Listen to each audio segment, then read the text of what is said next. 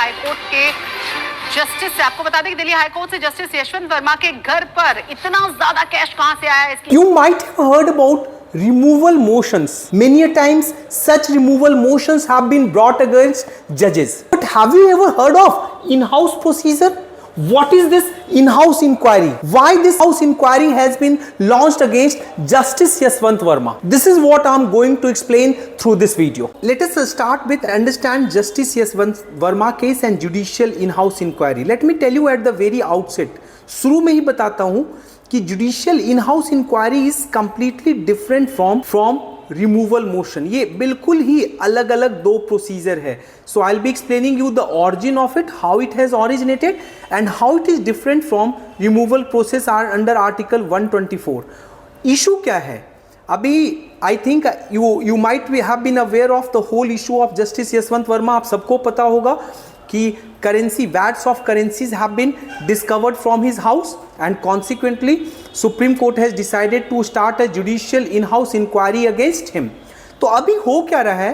Basically a 3-member committee has been set up which will look at the allegations. उसमें 2 chief justice हैं high courts के और एक Anu Sivaraman she's of Karnataka high court, उनके एक जज हैं। So let me tell you one thing, in house procedure और removal under constitution both are two different thing. ये दोनों अलग अलग चीजें हैं। Removal under constitution that is done under article 124A and article 218। Article 124A it has mentioned only 2 grounds. There are only 2 grounds on which a judge of Supreme Court or High Court can be removed. One is proved misbehavior and second is incapacity.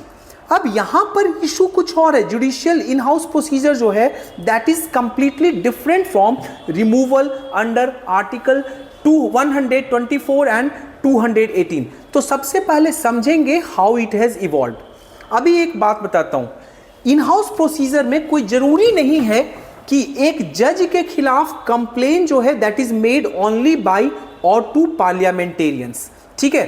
सो अभी हो क्या सकता है कि CJI और chief justice of a high court they can also be called upon to examine a complain against a जज। हुआ क्या था कि 1995 में he was former chief justice of Bombay high court M Bhattacharya ji. So there were certain allegations of financial impropriety that surfaced. So at that time Supreme Court में जब ये matter पहुंचा, Supreme Court realized that there is some gap, yawning gap that exists between bad behavior and impeachable misbehaviour. जैसे misbehaviour का एक proper standard है, अब वहां पर कोई जज नहीं पहुंच रहे हैं। जज is only confined to doing bad behaviour but it does not amount to impeachable misbehaviour. तो उस केस में what should be done? So ये क्वेश्चन सुप्रीम कोर्ट के पास आया। कॉन्सिक्वेंटली सुप्रीम कोर्ट ने ये नोट किया था जस्टिस के रामास्वामी एंड BL हंसारिया ने कि right now there is no process to hold a जज accountable for bad conduct which is inconsistent with the high office.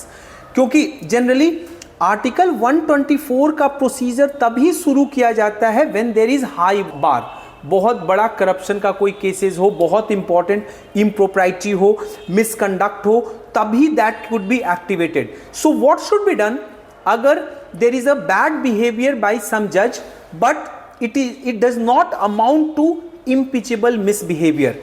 So it was in light of this supreme court ने एक in house procedure को activate किया था and consequently in house procedure began in 2014। Again this was revisited. ये वाला जो इन house procedure पहला था 1999 में किया गया था। इन 2014 एक विमेन एडिशनल डिस्ट्रिक्ट जज एंड सेशन जज from Madhya Pradesh, she filed a complaint of sexual harassment against a sitting judge of high court. This matter reached to Supreme Court. उस समय सुप्रीम कोर्ट ने once again they revisited this in-house procedure through 7 steps. उसमें 2 जजेस थे, justice Khehar and justice Arun Mishra, और ये this case was famously called as AD and SJX versus registrar general high court of Madhya Pradesh. और इसमें 7 स्टेप्स में these are the steps listed. पहले समझेंगे क्या है। In house procedure gets activated when chief justice of a high court या तो CJI chief justice of India और प्रेसिडेंट ऑफ इंडिया के पास कोई कंप्लेन गया हो। If they have received any complain, मान लो chief justice of a high court के पास कोई कंप्लेन गया हो या प्रेसिडेंट के पास कोई कंप्लेन गया हो, उन दोनों केसेस में they would forward the complain to the chief justice of India. एक बार जब चीफ जस्टिस ऑफ इंडिया के पास कंप्लेन गया तो CJI can seek a preliminary report from the CJI of high court concern. CJI जो है वो प्रिलिमिनरी रिपोर्ट मांग सकते हैं उसी हाई कोर्ट में जिस जज के खिलाफ कुछ इश्यूज हैं, तो उनके against preliminary report can be asked from chief justice of high court. अगर after investigation if the chief justice of the high court उनको लगता है कि a deeper proof is needed, so उस केस में CJI may examine the recommendation and then CJI may order a 3-member inquiry और उस 3-member inquiry panel में there would be 3 members, 2 would be High Court Chief Justices and 1 High Court Judges, जो कि अभी justice Yashwant Verma के case में already activate किया जा चुका है। ओके, अब समझेंगे कि what exactly these 3 members do। ये 3 members करते क्या हैं। Okay, so this committee has the power to devise its own procedure consistent with the rules of natural justice. So basically they can devise their own procedure, they can allow the Justice Verma to come and explain his case, कहाँ से पैसा आया, how that money came to the house of Justice Verma, he would be given an opportunity and this committee would hear it out.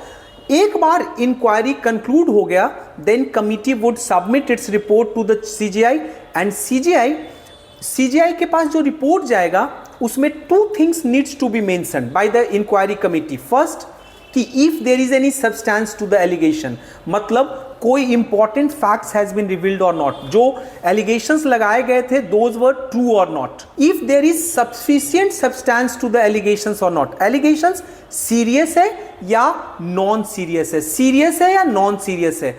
If these are serious enough then they require initiation of removal proceeding against the जज। अगर serious है तो उस case में this committee may state that it requires initiation of removal procedures. अगर serious नहीं है, if the substance is not serious enough, if the allegation is not serious enough, तो उस समय चीफ जस्टिस जो है उस जज को एडवाइस करेंगे कि आगे से ध्यान रखें and that committee report be placed on record, और उस जो कमिटी का जो रिपोर्ट है that would be placed on record. But if the serious allegations are serious, उस केस में CJI and if they also recommend that there is a need to initiate removal proceedings, तो उस case में CJI is having 3 options। CJI उस case में concern जज को advice करेंगे कि भैया यू शुड रिजाइन और रिटायर वॉलंटरली, या तो आप रिजाइन कर दो या आप रिटायर हो जाओ। सेकेंड, मान लो अगर जज जो हैं वो एक्सेप्ट इस बात को नहीं करते हैं, CJI जब एडवाइस देंगे और जज डिसाइड कि no he would not resign, he would not retire voluntarily, उस केस में CJI will direct the High Court Chief Justice not to assign any judicial work, so that judge would not be assigned any judicial work. And third, if the judge does not abide by the CJI advice, उस case में CJI will inform the President and the Prime Minister of the committing finding that removal proceedings should be initiated. अगर उस case में prime ministers और उनकी parties को लगता है so removal proceedings can be initiated under article 124। 124 का जो प्रोसीजर है that would now come into the picture and removal proceedings can be initiated. So this is all about in house proceeding. I hope I have made the things clear. Take care, see you tomorrow, bye bye.